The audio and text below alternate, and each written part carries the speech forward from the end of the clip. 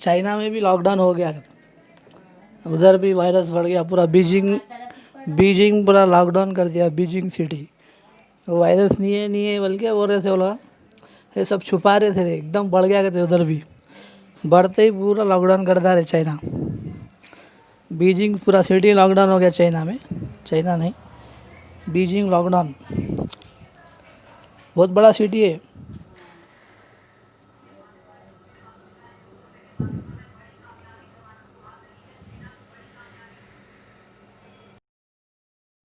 आप नए हैं इस चैनल पर तो प्लीज़ इस चैनल को सब्सक्राइब करिए, लाइक करिए।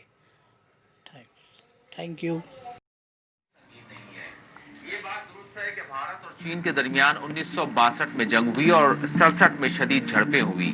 सिक्किम से लेकर लद्दाख तक चीन भारत के साथ एक तनाजा रखता है, लेकिन इन दोनों ममालिक के दरमियान पिछले 50 वर्षों से तनाजात के बावजूद ऐसा तनाव नहीं देखा गया जो आज नजर जरूर आ रहा है। यहां सवाल यह भी है कि चीन से हमारे ताल्लुकात की खराबी क्या सिर्फ सरहदात के तनाजे को लेकर है या फिर इसके पीछे कोई और सियासी पस मंजरात भी शामिल हैं? अगर हैं तो वो किसको फायदा पहुंचाएंगे? सवाल यह भी है कि चीन और भारत के दरमियान का टकराव किसके लिए फायदेमंद साबित होगा? चीन के लिए, भारत के लिए या फिर दुनिया की किसी और ताकत के लिए? चीन और भारत का टकराव तिजारती तौर पर, सियासी तौर पर किसको फायदा पहुंचाएगा और किसको नुकसान पहुंचाएगा? क्या वाकई चीन भारत को धमकाने की कोशिश कर रहा है? क्या वाकई भारत को चीन के खिलाफ एक कड़ा मौक़िफ़ इख्तियार करना चाहिए? ऐसे बहुत से सवालात जरूर उठ रहे हैं। बहरकैफ चीन के साथ दिफाई या फौजी सतह पर हमारा जो कुछ टकराव है या इससे निपटना है वो हमारी फौजें करेंगी और कर रही हैं, और भारतीय सरकार इस सिलसिले में किस तरह का मौक़िफ़ इसका रहेगा ये अलग मौजू है ये अलग मौजू है, और एक अलग अलग पहलू भी हैं। आज हम उस पर बात जरूर नहीं कर रहे हैं, बल्कि हम स्वदेशी कैसे हो सकते हैं, किस तरह से खुद पर हम इन्हिसार कर सकते हैं, ये आज का हमारा बुनियादी सवाल है। इसी तनाजुर में हम चीन से निपटने के उस पहलू पर भी नजर डालेंगे जिसमें ये मुतालबा किया जा रहा है कि सरहद पर है कि कोरोना के बुहरान ने अपना सबसे बड़ा सबक हमें यही दिया है कि अब हमें खुद पर इन्हिसार करने वाला बनना ही पड़ेगा। से जवाब देंगे। सवाल यही है कि कैसे?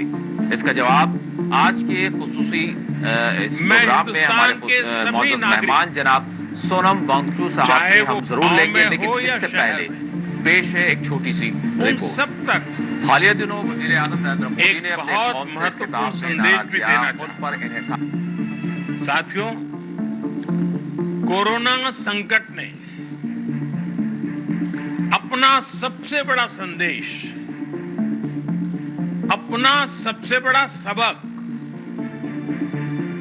हमें दिया है, हमें सिखाया है, और एक प्रकार से उस रास्ते पर चलने के लिए हमारा दिशा निर्देश किया है। और वो रास्ता क्या है, वो दिशा क्या है? इस कोरोना संकट से हमने अनुभव में पाया है कि अब हमें आत्मनिर्भर बनना ही पड़ेगा। बिना आत्मनिर्भर बने ऐसे संकटों को झेल पाना भी मुश्किल हो जाएगा।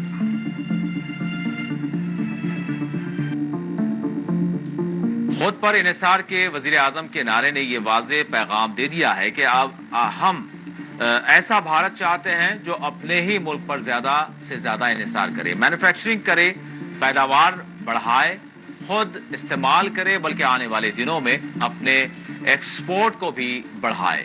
लेकिन दूसरी जानिब कोरोना वायरस के तबाहकुन बहरान से जूझ रहे मुख्तलिफ फैक्ट्रीज, इंडस्ट्रीज के मालिकान का कहना है कि वो शदीद तरीन नुकसानात को झेल रहे हैं। स्मार्टफोन मेकर लावा की दिल्ली में वाक़ फैक्ट्री में अब पहले जैसी मैन्युफैक्चरिंग नहीं रही। 6000 वर्कर्स के मकाम पर अब 3500 ही लोग काम कर रहे हैं। वज़ीर मरकजी सरकार ने मुल्क में मेक इन इंडिया मुहिम के तहत इलेक्ट्रिकल अशिया की मैन्युफैक्चरिंग को बढ़ाने का ऐलान किया है। भारत दुनिया भर में घरेलू मोबाइल फोन की तैयारी करने वाला दूसरा सबसे बड़ा मुल्क है, जिसके 1 बिलियन से ज्यादा वायरलेस सब्सक्राइबर्स हैं, लेकिन आज इसकी मोबाइल मैन्युफैक्चरिंग कंपनियां खसारे से दुचार हैं। इसी तरह गुरुग्राम में Clever Tech private limited automobile के छोटे पुर्जे तैयार करने वाली मैन्युफैक्चरिंग यूनिट के मालिक शानू जैकब का कहना है कि आज वो अपने मुलाजिमीन को तनख्वाहें दे नहीं पा रहे हैं। बहुत सी अदायगियां कंपनी के सर चढ़ गई हैं, जबकि मुनाफा खत्म होकर रह गया है।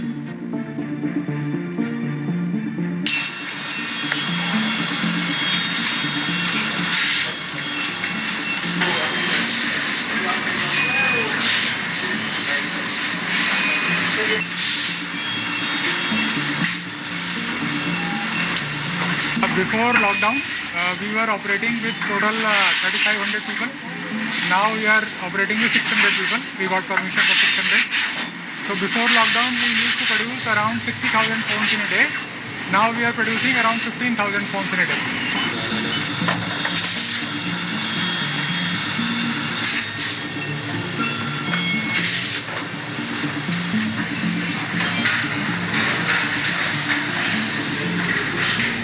मन में भय है थोड़ा कि कोरोना अभी गया नहीं है पूरे इंडिया से, पूरे वर्ल्ड से नहीं गया अभी, तो बट काम भी नहीं बंद कर सकते और अपना जब तक कमाएंगे नहीं जब तक खाएंगे क्या, उसके लिए आना पड़ेगा, ऑफिस आना पड़ेगा और जो सोशल डिस्टेंस के गाइडलाइन दिए गए हैं उनके अकॉर्डिंग और वो भी सारी गाइडलाइन के अंडर हमें कार्य करना है।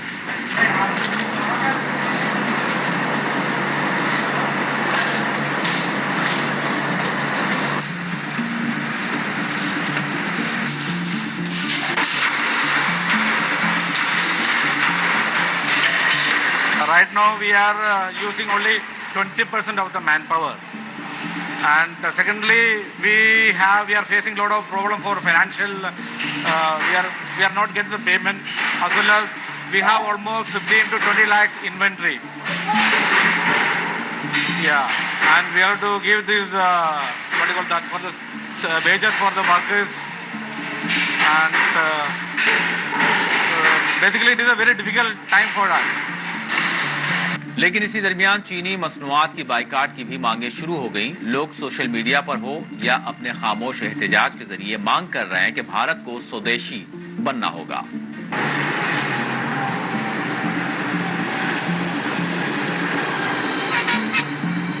The problem is that this is not a one-off incident, and it is slightly, we can say, the gravity this time it is much deeper than Doklam.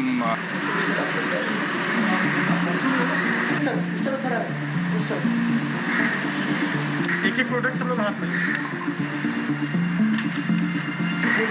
मतलब है चीनी सामानों का बहिष्कार, ये जो तमाम प्लास्टिक प्रोडक्ट हैं, खिलौने हैं, मोबाइल के कवर हैं या फिर अन्य जो 130 करोड़ देशवासी इन दुश्मनों को और हमारे पर हम पूरी तरह से आत्मनिर्भर बनेंगे।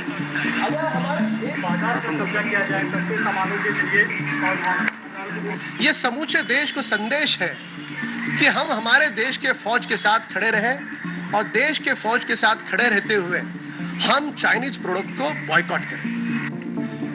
खुद पर इन्हिसार का वज़ीर-ए-आज़म नरेंद्र मोदी का नारा हो या फिर चीनी अशिया के बाइकाट की अवामी मांग, यहाँ सवाल ये है कि क्या जिस तरह के हालात का इस वक्त मुल्क को सामना है, इस दौरान हम एक ऐसे रास्ते की तरफ बढ़ सकते हैं जिससे मुतालिक मौशी माहिरीन कह रहे हैं कि ये सिर्फ एक चैलेंज नहीं बल्कि एक सब्र आजमा हकीकत है जिसके लिए भारत को कई बरस लग सकते हैं। और कोविड-19 के नतीजे में जो हालात कौमी और आलमी सतह पर पैदा हुए हैं, इस मौके पर मुल्क के इक्तिसादी धारे के लिए एक नई राह तलाश करना मसाइल को और भी बढ़ा सकता है।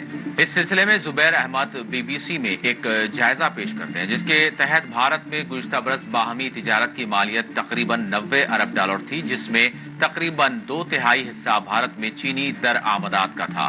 प्रोफेसर हो आंग युंग सांग का ख्याल है कि दोनों ममालिक का आपसी मसला है। इनका कहना है कि इसे आसान तरीके से कहीं ये एक ऐसा मसला है जिसमें हमारी मईशत की तरक्की अलग अलग सतह पर है। इस मसले को